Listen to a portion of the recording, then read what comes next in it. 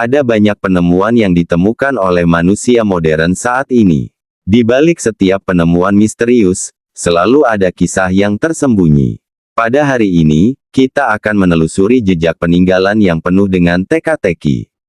Penemuan yang konon membawa jejak kelam dari masa lalu, disebut-sebut sebagai warisan iblis.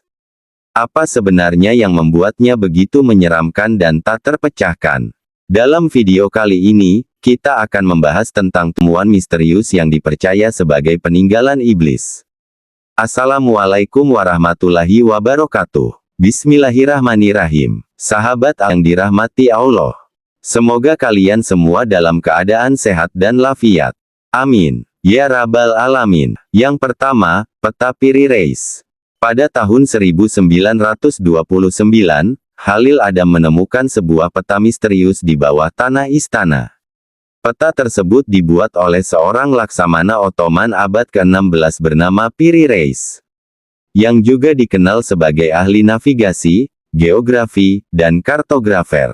Peta ini menjadi perbincangan karena memuat kepulauan Atlantik serta wilayah dunia timur, termasuk Jepang, jauh sebelum zamannya.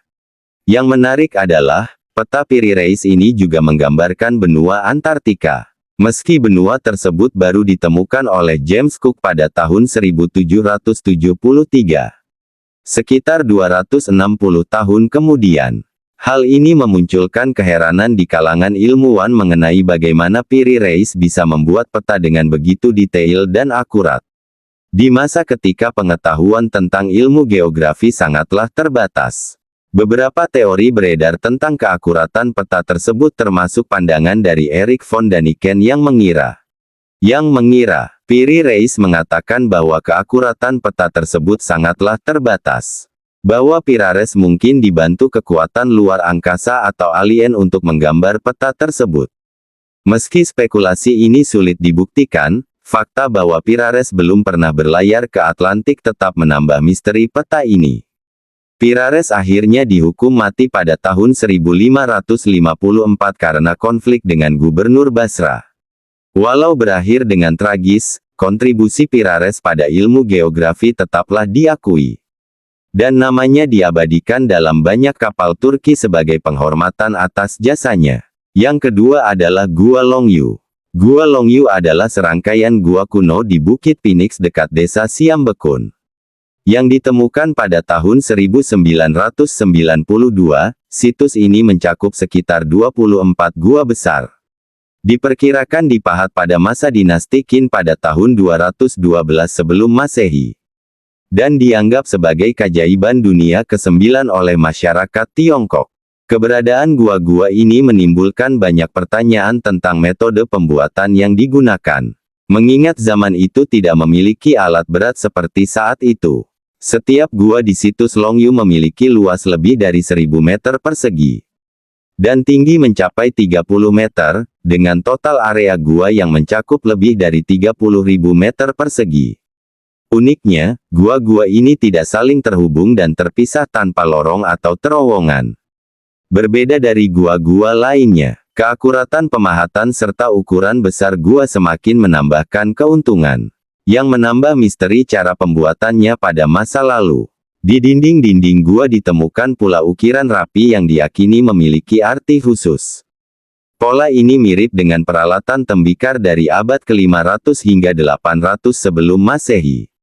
Sementara, 7 dari gua memiliki pola menyerupai rahasi bintang Big Dipper. Pola-pola ini memunculkan spekulasi bahwa mungkin terdapat hubungan astronomi. Pola-pola ini memiliki simbolis dalam pembuatannya antara makhluk bumi dan makhluk luar angkasa. Meski banyak misteri yang mengelilingi Gua Longyu, tidak ada catatan sejarah atau artefak di dalamnya, yang memberikan petunjuk tentang siapa pembuatnya atau teknologi apa yang digunakan. Penduduk setempat meyakini bahwa gua-gua ini mungkin dibangun manusia dengan bantuan kekuatan iblis. Yang ketiga, Surat Iblis. Penemuan benda kuno ini meyakini mempunyai usia 300 tahun. Tulisan ini ditulis oleh seorang biarawati yang bernama Maria Crocevisa, dari Biara Palma di Montesiaro, Italia yang terbangun dari pingsannya pada tanggal 11 Agustus tahun 1676. Maria mengatakan bahwa ia menulis surat ini ketika dirinya kerasukan iblis. Surat iblis ini ditemukan tergeletak di biara Palma pada tanggal 11 Agustus tahun 1967. Wajah biarawati ini dipenuhi dengan tinta dan tangannya memegang surat, yang konon katanya ditulis oleh iblis. Tujuannya adalah untuk menjauhkan diri dari Tuhan dan menuju kemaksiatan. Saat ini surat tersebut berada di Ludum Sain, Museum Sicilia. Untuk menafsirkan maknanya dari surat tersebut yang mana 14 kode ditulis membuat para peneliti akhirnya kewalahan. Surat ini mengatakan bahwa Tuhan sebagai beban berat. Lalu dikatakan bahwa Tuhan berpikir bahwa ia dapat membebaskan makhluk hidup. Yang keempat, baterai Baghdad.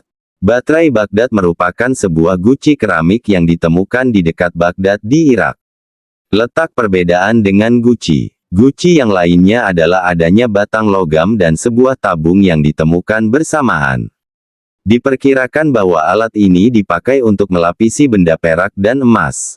Memakai proses yang disebut sebagai elektroplating. Yang membuat aneh adalah benda ini berasal dari 250 sebelum Masehi sampai tahun 224 Masehi. Kehadiran teknologi sejenis ini di zaman yang dapat menjadi bukti bahwa masyarakat waktu itu telah memahami tentang kelistrikan, jauh dari yang diperkirakan oleh manusia saat ini.